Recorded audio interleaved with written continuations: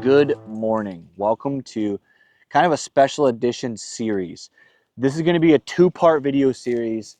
What we're doing today is we're fishing the whole damn day, but we're not going to do it all in one shot. We're fishing two lakes. So right now we're on a small body of water. This place usually has a decent cranking bite, decent paddle tail bite, jigs, Texas rigs, all the stuff I love to do power fishing.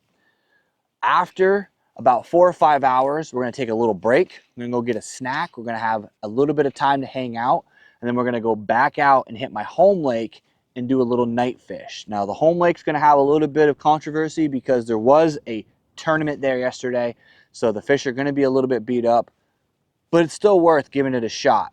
So right now, what we're doing is we're sitting in about 12 feet of water, and we're going to start cranking. I like to start with a 2.5 size square bill and just cover as much water as I can. And then once I'm able to locate fish, then I will start tackling, other techniques. There's a spot up here that I will do some top water and some Texas rigging as well. But until I get there, I need to be able to cover water. And that's one thing that I think a lot of guys make the mistake of is when they get to a boat ramp, they just immediately run to the spot that they're going to start fishing. Sometimes you can pick up a bite or two on the way there. So find a moving bait, find something that you like, cast retrieve style, whip it out there, cast, pedal, move up, cast, pedal, move up. Sometimes you'll pick up a fish, sometimes you won't, but at least you didn't waste the time getting to that first spot. So that's my first tip of the day. And yeah, we have a whole day ahead of us of fishing, so let's go.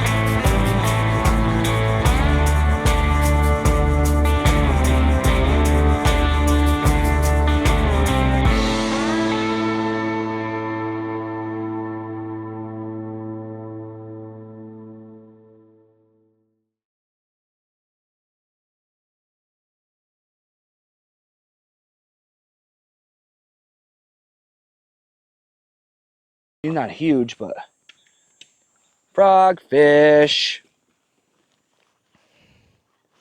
Hell yeah, guys. I love catching frogfish. We're actually going to throw him in the net real quick. Nice, healthy frogfish. Big blow up on the surface of the water. Check that guy out. Decent fish. All right, so it's been 2 hours since we last saw each other.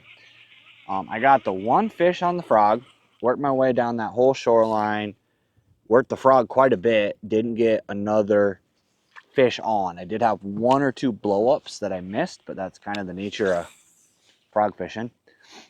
Right now we're flipping, kind of casting a Texas rig, stank bug up against the grass, against the edges to see if we can get on some little fish in there. So far hasn't worked out. And then we're probably gonna have to go and do some cranking, moving around, try to get on some fish. I'm not gonna lie, if I don't get any more fish in the next hour or two, then my 2-part video might become a 1-part video. So you guys will know because it'll go right into the second portion of the day. But right now, just kind of fighting through the dog days. The whole fun of fishing in the summertime is just learning that sometimes you have to deal with the fact that the fish just don't want to cooperate. So I'm going to see if I can do a little bit more, see if I can pull out a few tricks and get some more fish. And if not, we'll see you guys tonight. And I'm back. For you guys, it's been just a few minutes, but for me, I went home, made a sandwich, took a nap, watched some TV, and we're back to fish the night run. If I can give one piece of advice for the days that suck, for the summertime, stupid high heat, just crazy weather days where it's bluebird sky, no wind, and those fish just don't seem to want to bite. Best advice I can give you is early or late. If you can hit the water at daylight, fish till like 11, get out of there. Or if you can hit the water in the end of the day, do that. That's the best option I can provide you. Best piece of advice. The reason, logic is actually pretty simple. Early morning, those fish have been left alone all night. It's been dark. There hasn't been any activity. They've probably been feeding. The water temps are as cool as they're going to be throughout the day. So those fish have had a reprieve from the stupid hot weather, from the warm water, and they're able to function. In the afternoon, they're no longer being chased around by wake boats and kayakers and paddleboarders and dumb fishermen like myself that was trying to find them. There's a changing of the guard, as I like to call it, where all the boats leave, the paddleboarders leave, jet skis, wake boats, they're all leaving. They're all going home. They've drank all their beer. They've had all their fun. They're going home for the day. Well, guess what? The fish know that. They pattern us just as much as we pattern them. And they figure that out. And then they get into a rotation. They get into a feeding pattern that puts them eating right before dark. Before the sun comes down, when the sun starts to come down, the light's a little less. They recognize that as a safe time. That's when all the humans have gone. And that's when they start to feed and they get on that rotation for the summertime. So if I can give you one piece of advice for this time of year, fish late, fish early, and just try to get out there when they are trying to avoid us. And a lot of times you'll get on those big ones. I'm going to get all packed up and ready to go because we got some fish to catch. Hopefully, I'm not just talking out of my butt, and I can prove to you guys right here and right now what I mean is real.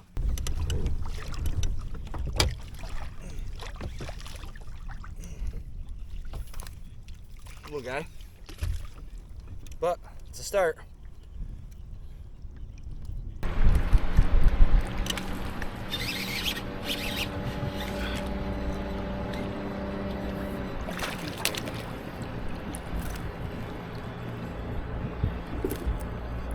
So another tip when you're fishing this kind of conditions, everybody's talking about, finesse, drop shot, go smaller, go more finesse when the bite gets tough. Don't get me wrong, that is viable. And for some places, that is absolutely the key to getting more fish. But there is a time and place to go big or go home. I have found that on grass lakes and bodies of water with bigger than average fish, going bigger sometimes is the secret. Sometimes the fish don't want to chase down 6 little tiny bait fish to make a meal. They just want to eat one big meal and then go back to lounging and relaxing in the hot water. So one thing I highly recommend is, if you're using like a swim jig like I am, say you're using a 2.8, 3.0 Kitech, go up to a 4-inch, go to a fatter version.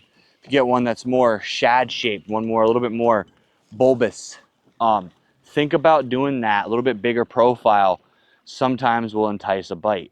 Literally, that's what we're doing right now. I'm getting a lot of bite offs from bluegill on the tails.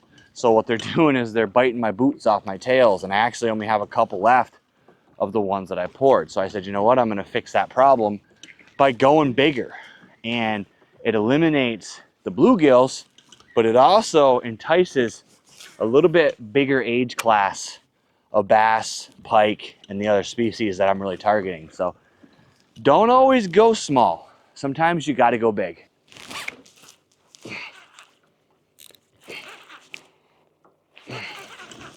That feels pretty big, actually.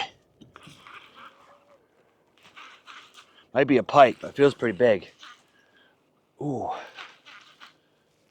Ooh, that's it. It's a big bass. Oh, come on.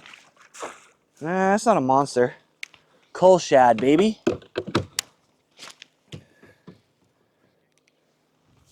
That's what I mean, guys. Just what I was saying. Not a monster, not a gigantic fish, but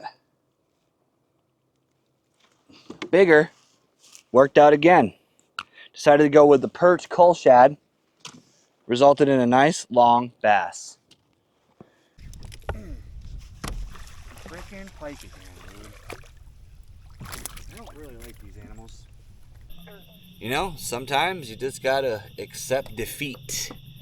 And that is what I'm doing right now. The frogfish don't want to play with me. Had 3 blow-ups, got 1 in the boat.